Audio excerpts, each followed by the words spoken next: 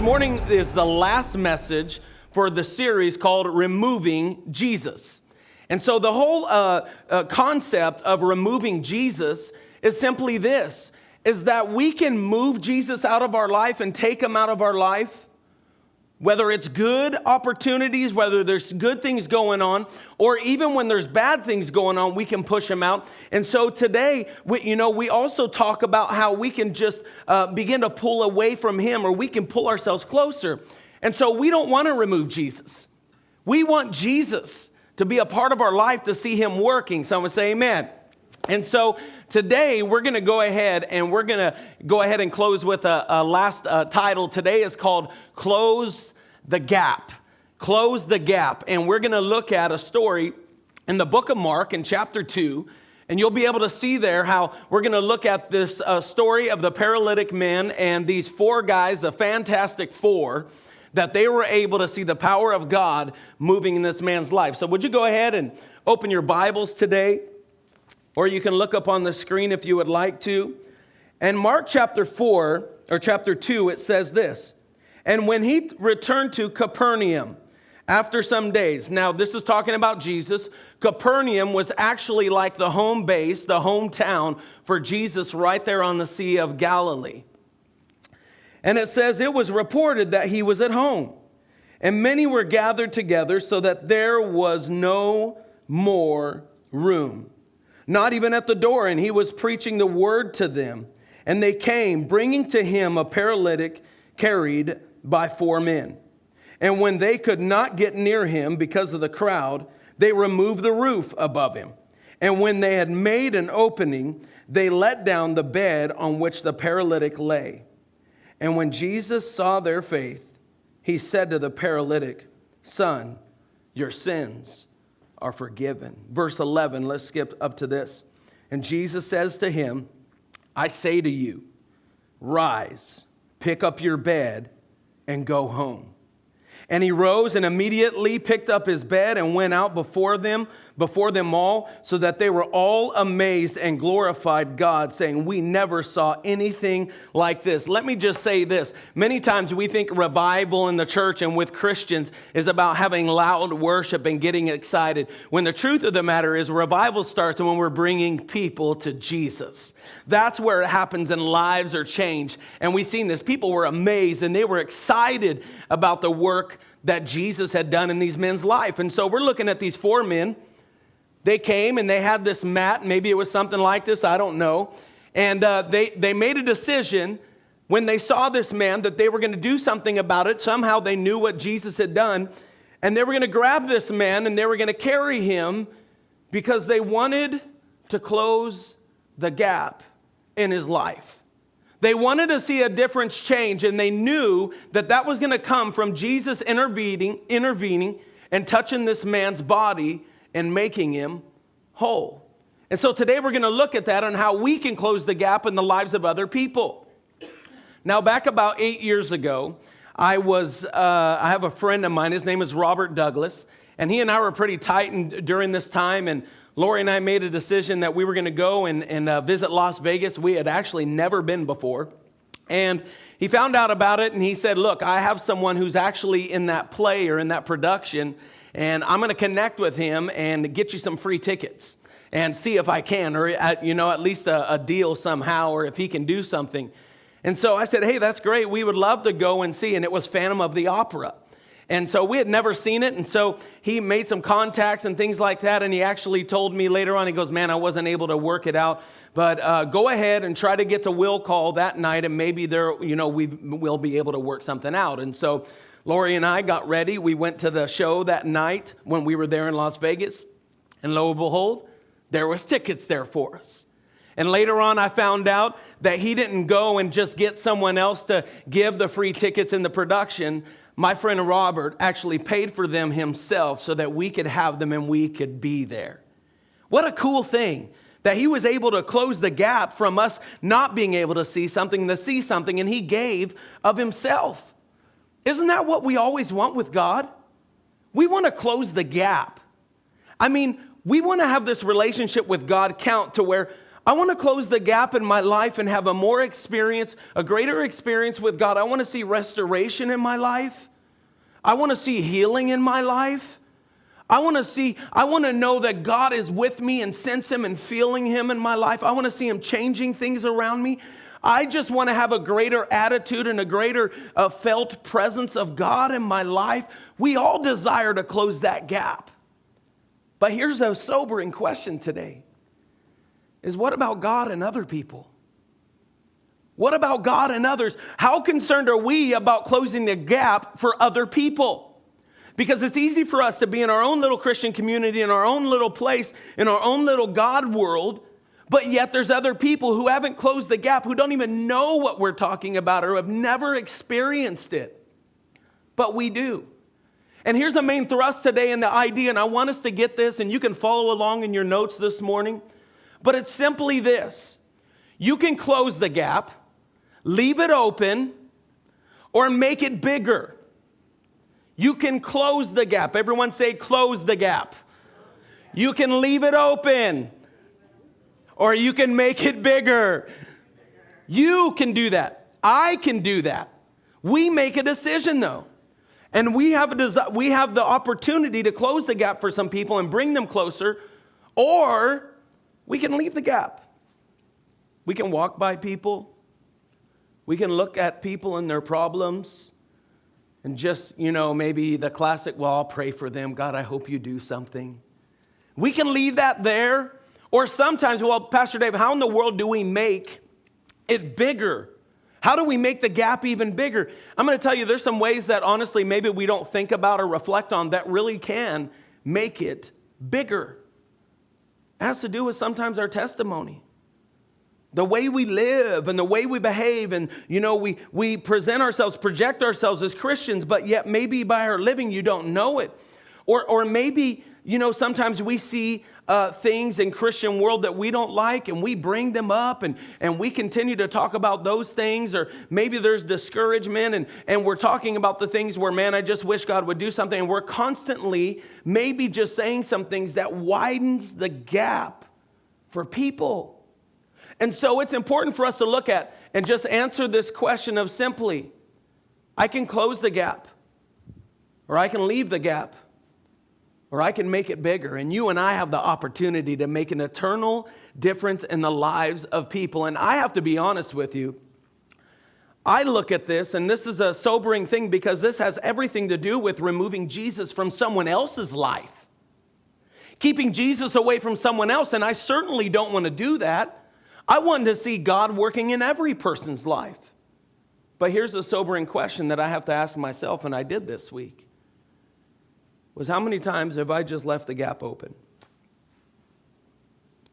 How many times have I just walked by or not even considered someone else or seen things and like, God, I pray for them, and not acted? Or maybe I've just made things bigger by not a good attitude or whatever it may be, but I certainly wasn't closing the gap.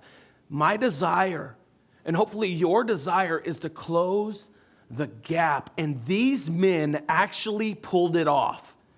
They pulled it off, and they seen something supernatural happen in this man, and he was changed forever, inside and out. And it was simply them taking it upon themselves, the Fantastic Four, because I guarantee that these men were fantastic in the lives of people around them, in the life of this man who was a paralytic and who couldn't walk, and even probably fantastic in the eyes of Jesus, because they had a great faith to believe that he could change this man. And so every one of us, we have a mat. We have something that can help lead people and bring people closer to Jesus. So today I want to look at a few things here on what this Fantastic Four did in their lives and the approach of what they did and were able to bring people to Jesus, so that we can say, you know what?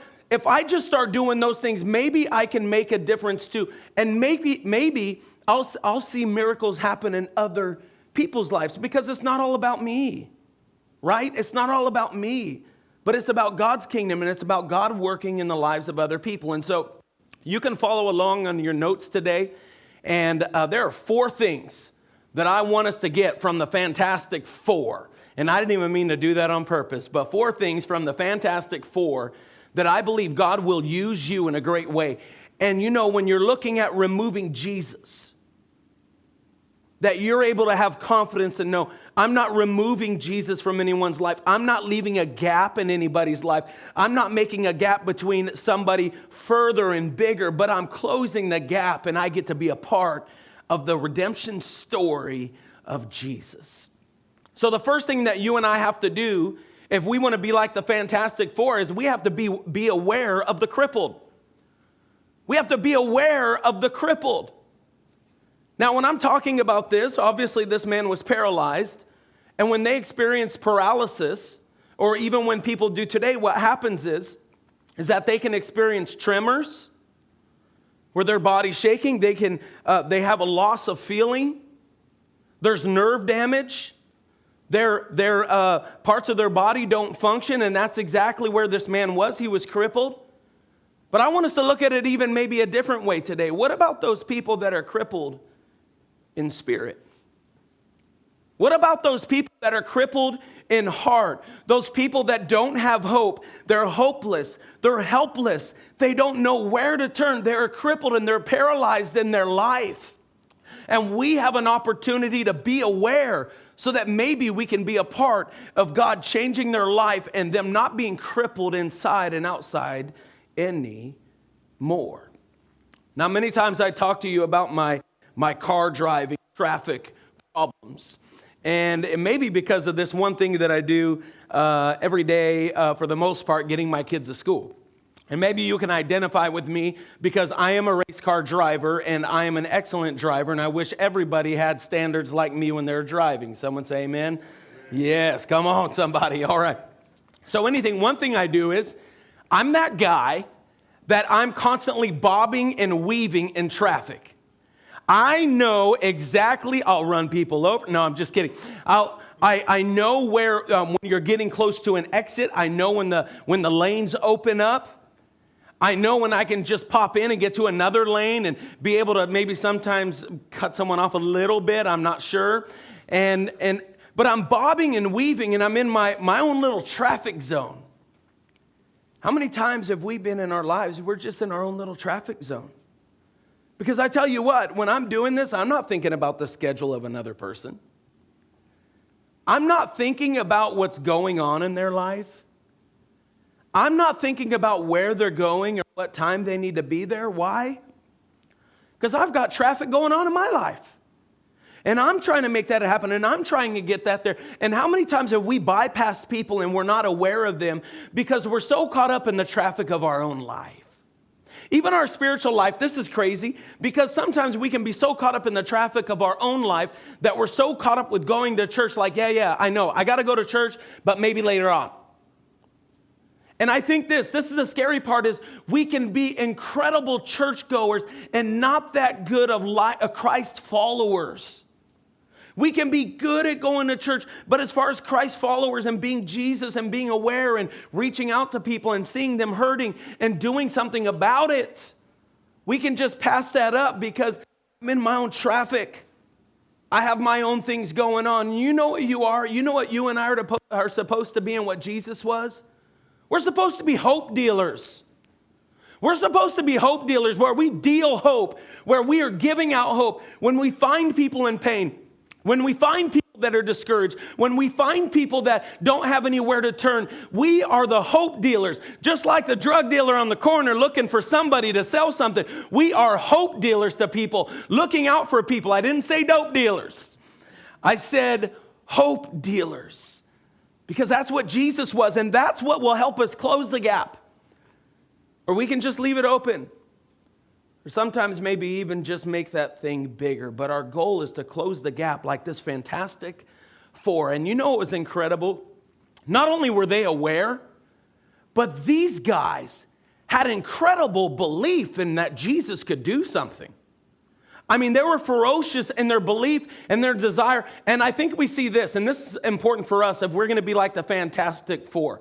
It's to don't doubt it. Don't doubt it. Come to a place in your life and your belief in reaching out to people like, this is going to happen. And I see these guys, and maybe they had some doubt here and there, but I look at this Fantastic Four, and you know what I see? I see some guys who are traveling. I don't know how far. It could have been a mile. It could have been 2 miles, with 4 of them trying to travel and bring this man along. I don't know how much he weighed, but I know after time he got heavy. It could have been a half a mile, 2 miles. I see these guys that were climbing. I see these guys that were clawing and scratching. They're digging a hole in the roof. They're looking beyond their own reputation. I see guys that see a crowd, and they're just like, they could have stopped right there, but I see some guys that are caught up in that, and it didn't stop them at all, because maybe their mentality is, if we can just get them to Jesus, we know it, so it's worth doing everything that we can. Now, I don't know about you guys, but in our house, we have what we call the drawer. And the drawer in our house is like the catch-all for everything. Is there anybody else? You have the drawer, the cabinet, okay. And so the drawer just seems to have everything in there. I mean, tools and I don't know, makeup, whatever. It's got a lot of stuff in there. And there are times where I go and I'm looking for something, and I'm like, Lori, hey, where's such and such? And I'm asking for it, and she goes, it's in the drawer. And so and kids will ask us sometimes, hey, where's such and such? And we're like, it's in the drawer. And everybody in our house knows what the drawer is and what could be in there. And sometimes the drawer is demon possessed. And the reason I say that is because I'll ask where something is, and Laura will say it's in the drawer. And I go in and I'm looking in the drawer, and I'm searching and I'm trying to find things. I'm moving it around, and this thing is demon possessed because I can't see anything. I mean, I'm finding everything, stuff from like 5 years ago that I'm pulling out, but I can't see it, and I'm just calling out to Lori, Lori, it's not in here. And you know what she's saying? It's in there. And then finally we get to a place where you come and find it. I know it's not in the drawer. And so she comes in, holy and anointed. And she comes in and she looks, and I don't know what's going on in this, paranormal activity, but she comes in and she'll look in the drawer, and she just looks and she pulls something out immediately, and here it is. And that really bothers me because I know I was looking. But see, Lori came in expecting to find it. She did not doubt that it was in there. And what if we had the mentality of, if I can just bring someone to Jesus, if I can just get them closer, that he's going to touch their life and make everything new? What if we had that kind of expectation, the spirit of expectation that something good is going to happen? Here is Jesus in his hometown, which actually it's made up of 2 words, the root words, which is copper, naum. Copper is village, naum is comfort. And so he is actually in Comfort Village. And here these men are bringing him to Comfort Village to have an experience, an encounter with Jesus, and say, maybe if we get him there, he can comfort him, and he can heal him, and he can make all things new. And you and I have that ability if we're willing to say, I'm not going to doubt it. Because I know when we get near Jesus, when people come to Jesus, something happens. And we want to see something happen. And they were willing to go through hell and high water because they expected it and they didn't doubt it. And so here they are. They've been moving forward, and they're trying to do everything they can, but they don't want to allow anything to stop them. And that's when in our lives, if we're going to close the gap for people and they're on our heart and it's heavy and we're passionate about God changing them, which it should be, that was the spirit of Jesus, that we have to be willing to do the unthinkable. That's in your notes. To do the unthinkable. Now check this out. Here they are. They come in. They're willing to get around the crowd. They know the crowd is there. I don't know if it was thousands of people, but it was standing room only. It was coming out. And they couldn't find it there, so they climb the stairs. They get up on top. They dig the roof open. Can you imagine them being up on the roof and saying, you know, I know this is this guy Peter's house. This was where Peter lived. But man, the only way that we're going to get him to Jesus is we're going to have to dig a hole in this thing. There's no sunroof, moonroof, whatever you want to call it. And they made a decision. This is so important. This could be so life-changing that we got to be willing to do the unthinkable. And they dug through this roof and they lowered this man down. They did something that, who would have thought that? I don't think I would have thought that. I think maybe I would have got to a point to where, man, we tried maybe when Jesus is leaving, maybe when the crowd is going away. No, these guys were willing to do the unthinkable. And here, if that wasn't enough, this is incredible and unthinkable. It says that Jesus was preaching the word. Jesus was preaching. And not only did they create a hole in the roof, you know what they did? They interrupted Jesus in the middle of his message. The best preacher to ever walk on the planet, the most theological. I mean, he had the words that when he spoke, people were changed. And they decided to just bust in and say, wait a minute, we got something that needs to happen. They were willing to do the unthinkable because this is crucial. This man's life depends on it. And you know what I think? I think God sometimes just wants to be interrupted. I want to be interrupted by someone who believes and they're willing to do whatever it takes. As a matter of fact, in the book of Revelation, it says that when the prayers of the saints go up into heaven, that actually interrupts heaven and God responds to that. I think God just likes to be interrupted by those who are willing to go after it and not stop. When I was a young guy, I was about 10 years old, I wanted to learn how to play drums. So my parents went out and they invested in a drum set. They went ahead and invested in lessons so that I could be the drummer of my dad's church. And so I got ready, went to the classes, and then when we went home, I had to practice. The drum set was in the garage, but I remember over time, it was hot out there. Man, it was hot out in the garage. And I remember over time, like I'm tired of doing the same beat and trying to figure it out, and I can't get it right. And it just felt like I could never fix it. And I lost heart. Friends, we can never lose heart when it comes to people. We can never lose heart when it comes to seeing lives being transformed. And these men are coming to the crowd. They're climbing the stairs. They're getting on the roof. And they're just saying, we can't stop now. Are you kidding me? We've come this far. We've worked through everything. We cannot stop now. And because of that spirit, they closed the gap and they dropped this man down right before Jesus. They didn't leave a gap. They didn't make it bigger. They went, and this Fantastic Four, they went in to see Jesus do an incredible thing. Which leads to the next thing is this. Here they were to see him healed in his body. Jesus had different plans. Jesus had bigger plans beyond what they wanted. That's why we need to chase the excess. We need to chase the excess because it says this in the scriptures. My God is able to do exceedingly abundantly above all that I can ask or imagine. These men saw a man who was sick in body. Jesus saw a man who was sick in spirit and spoke to him being healed and his life being changed and transformed for eternity. And he healed his body too. What if we chase the excess? What if we chase that? And he says this. He looks to these men and he's saying, because of your faith, this guy is forgiven today. And I believe it had something to do with this, is that because this man seen you so passionate, because this man seen how you weren't going to allow doubt to stop you, because he saw that you were aware, your compassion and your love, and you were convinced that I am able to, I'm a supernatural God that I can change. I believe this man became open and hope-filled for God to touch his life. And because of that, he says, because of your faith, this guy is transformed. What if your faith was able to bring people to Jesus and God just said, because of your faith, this guy's changed.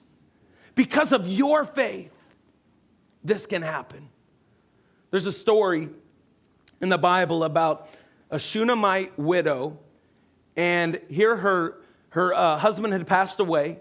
He was a prophet, and they had bills, they had debt, And she had a couple of boys, and those who were in debt were actually, those who wanted to claim their debt, they actually, if she couldn't pay up, what they would do is they would go and they were going to take her boys and make them slaves to pay it off, and that was the way it was going to go. And so she goes to the prophet Isaiah. She says, help me, I don't know what to do. They're going to take everything. They're going to take my boys. And here is what Elisha says to her. Well, what do you have right now? What do you have right now? Just something. What do you have? She says, well, I just have this jar of oil. And he says, this is what I want you to do. I want you to go and collect as many jars as you can, and I just want you to start pouring oil. And she's like, well, how? I only have what's in this jar. How am I going to do this? And so she's willing to go ahead and be faith-filled, and she sends out her sons to get as many jars as they can. And they bring them to her, and she begins to pour, and one gets filled. She gets to bring another one, and she pours, and it gets filled. She pours, and she pours, and she pours, and she pours. And what if we were willing to have a faith that says, I'm going to close the gap? How many people would come to Jesus? How many people would be healed in their body? How many people would be transformed in our families that we could see change because we were willing to say, I am going to close the gap, and whatever God tells me to do or whatever I can see happen, I'm going to make that happen for Jesus. What an incredible thing. We can close the gap, or we can leave it open, or we can make it bigger. There's a family that started coming to our church earlier this year in 2018. And man, God just really did a work in their lives and transformed, and they became really excited about our church and what God was just making some changes in their life. And when Easter came, they began to reach out to some people. And these people ended up coming to church, and they did what they could to get them here. I mean, they were posting on social media and everything, doing what they could. And when they finally came on Easter, these people ended up coming, and they surrendered their lives to Jesus. But it's even greater than that. It's chasing the excess, even exceedingly more than that. We had baptisms last week, and an entire family had given their lives to Christ and got baptized, plus one more individual, because someone said, I've got to close the gap for somebody else. Friends, are you willing, am I willing to close the gap for somebody else? In Proverbs 29:18. It says, where there is no vision, the people perish. Where there is no vision, people die. Souls die. Eternity dies. Where there is no vision, church, you have seen it. You have seen it. And there are those around us that there are huge gaps. And if they don't have the vision, they don't see a life change. They don't see the power of God that can work in their life. Church, we get to share the vision of that and not just keep it to ourselves. So why don't we be aware of the crippled in heart? Not doubt and say, I've got to get them closer to Jesus. And even to the point where, you know what? I'm willing to do the unthinkable.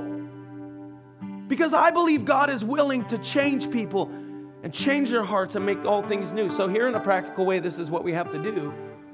If we're going to share the vision, we're going to help people see Jesus. Because we have to see it, pursue it, and help others see it.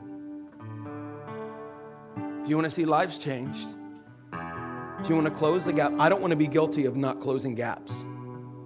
I don't want to be convicted and standing before God one day and He says, there was gaps all around you. I want to be one to be able to stand before God and say, you know what? I was a gap closer for you.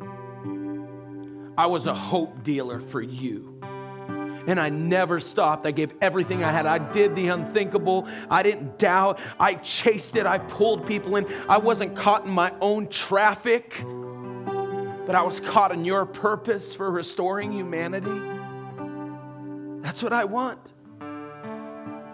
So let me ask you, what's your mat? What's your mat? In the book of Romans, it says, for God's kindness leads people. It's the kindness. These men were kind. That's what their mat was.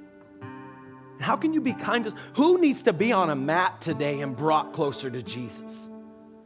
Let's not just hear a message today and like, yeah, that sounds good. No, who in your life, get images in your mind right now. Those who are the furthest and ungodliest and messed up and broken. Who needs to be on a mat today? And what is your mat? How are you going to bring them?